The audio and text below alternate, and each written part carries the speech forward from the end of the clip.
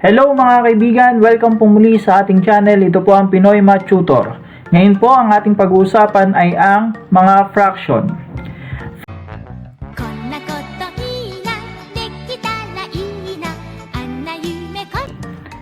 It represents a part of a whole. Yun po yung pinaka-basic na definition ng fraction. Part of a whole.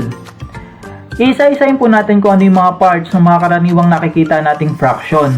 Yung pong guhit na nakikita ninyo sa gitna, yung pong pahalang na guhit na yan, ang tawag po dyan ay fraction bar.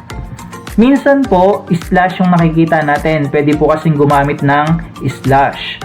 And then yung number po sa baba, ito po yung tinatawag nating denominator. It tells how many congruent pieces the whole is divided into. Sa kung ilan pong magkakapantay na hati yung ginawa natin sa isang buo. At tandaan po na ang denominator ay hindi pwedeng mag-equal sa 0. Kasi hindi po natin pwedeng sabihin na hinati natin sa wala. Kasi hindi po natin hinati ang ibig sabihin nun. Kaya po ang tawag sa mga fractions na ang denominator ay 0 ay undefined sa mathematics. Yun naman pong number na nakikita natin sa taas, ang tawag po dyan ay numerator. It tells how many such pieces are being considered, kung ilan po yung ating kinuha, yung kinulaya natin, yun po yung ibig sabihin ng numerator. Magbigay po tayo ng halimbawa. Meron po tayong isang bilog at hinati natin ng pagganito. Pag-iwahiwalayin po natin yung hati at i-identify po natin kung ano yung fraction natin mamaya. So una po, nating malalaman ay kung ano yung ating denominator, kasi ang sinabi lang naman sa denominator ay sa kung ilan hinati yung isang buo. So bilangin po natin kung ilang hati meron tayo dun sa bilog natin. 1, 2, 3, 4. So ibig sabihin po ang denominator natin ay 4. Ngayon po na may denominator na tayong 4, halimbawa po na kinulaya natin yung isa at kinuha natin, inihiwalay natin. Ano po ngayon yung fraction na nabuo nung kinulaya natin? So yung pong kinulaya natin ay isa lang. So ibig sabihin po yung ating numerator ay 1 lang. Yun lang po yung kino-consider natin, yung nag-iisang kinulaya natin. So yung fraction po natin this time is 1/4. Isa pa pong halimbawa, balik po tayo dun sa ating bilog na hinati natin sa 4, kaya ang denominator natin ay 4. Ngayon po, kung halimbawa na kukulaya natin yung 3, iwalay po natin sila. So, bilangin po natin, 1, 2, 3. So, ibig sabihin po, yung ating numerator ay 3. Kasi this time, ang kino-consider natin ay yung 3 kinulaya na natin.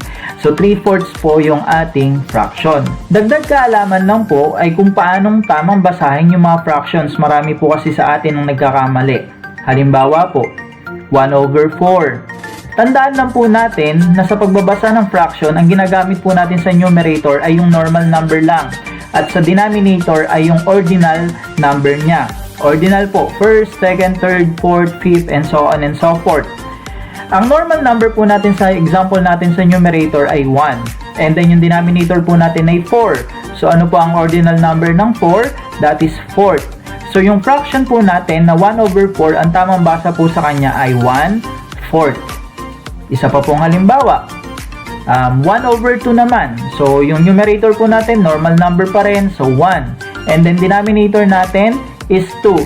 Kapag 2 po, ang hindi po natin ginagamitan ng second. Ang ginagamit po natin ay half or kalahati. So, ang tamang basa po sa 1/2 ay 1/2. Basta po 2 ang denominator natin, half po iyon or halves. Next po, 1/5. So, yung 1 po natin, normal number na naman, 1/, ang ordinal number ng 5 ay 5th. So, ito po ay 1/5. Paano po kung halimbawa, ang numerator natin ay hindi na 1?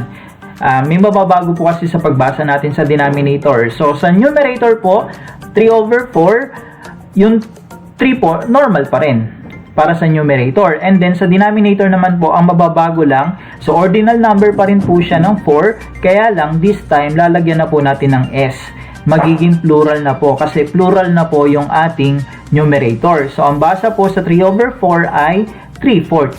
Yun lang po, madadagdag lang po yung S sa denominator kapag yung ating numerator ay hindi na po 1, 2 o higit pa. Isa pa pong halimbawa, 3/2. Normal number pa rin po ang ating numerator, so 3 over Yung pong 2 natin na denominator, so ipuplural lang po natin yung half, that is halves.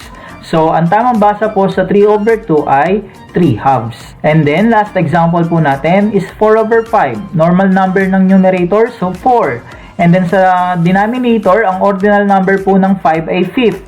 Eh, since plural po yung ating numerator, hindi na po siya 1, so 4 na po siya. Ang magiging denominator po natin ay fifths.